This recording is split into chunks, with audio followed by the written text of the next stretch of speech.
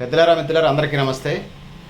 ఇప్పుడు ఆంధ్రప్రదేశ్ వ్యాప్తంగా ఒక చర్చ జరుగుతుంది, ముఖ్యంగా ఈవీఎంలు, దొంగ ఓట్లు అని. ఈ క్రమంలో వైఎస్ఆర్సీపీ వాళ్ళు లెక్క చెప్తా ఉంది. వైఎస్ఆర్సీపీకి వచ్చినటువంటి ఓట్లు 1,32,84,134 అని, టీడీపీకి వచ్చిన ఓట్లు 1,53,84,476 అని లెక్కలు చెప్తా ఉన్నారు.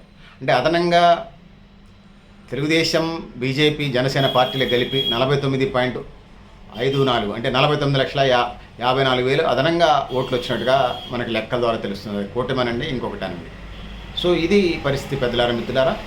సో ఇట్లాంటి పరిస్థితుల్లో అంటే కూటమి నుంచి 49,54,000 ఓట్లు తీసేస్తే మిగిలే ఓట్లు 1,04,84,576 ఓట్లు అని అంటా ఉన్నారు.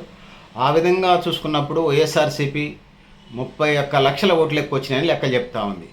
సో అట్లా తీసుకున్నప్పుడు వైఎస్ఆర్సీపీకి సంబంధించి టీడీపీ కూటమైనటువంటి బీజేపీ లేకపోతే జనసేన పార్టీ కానివ్వండి, జనసేన, టీడీపీ, బీజేపీ కలిపినా కూడా ఎంత టఫ్ ఫైట్ ఇచ్చినా వైఎస్ఆర్సీపీ 120 సీట్లలో గెలిచేదనేది లెక్కల ద్వారా తెలుస్తూ ఉంది.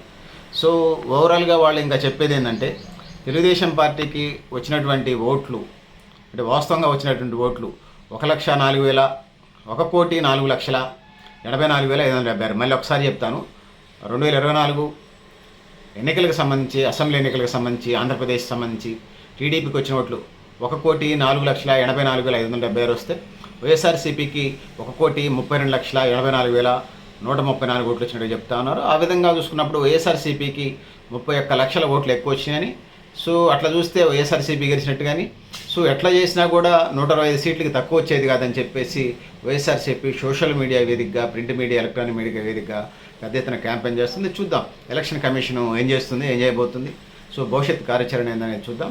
సహజంగానే ఈసారి అంటే తమిళనాడు తరహాలో ఆంధ్రప్రదేశ్లో కూడా నడిచే పరిస్థితి కనపడుతూ ఉంది.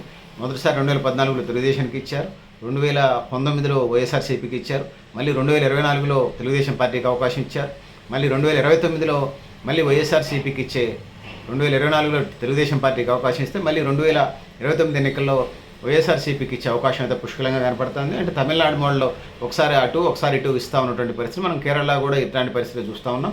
సో కర్ణాటక కూడా కొద్దిగా అటు ఇటుగా ఇట్లాంటి పరిస్థితులు ఉన్నాయి.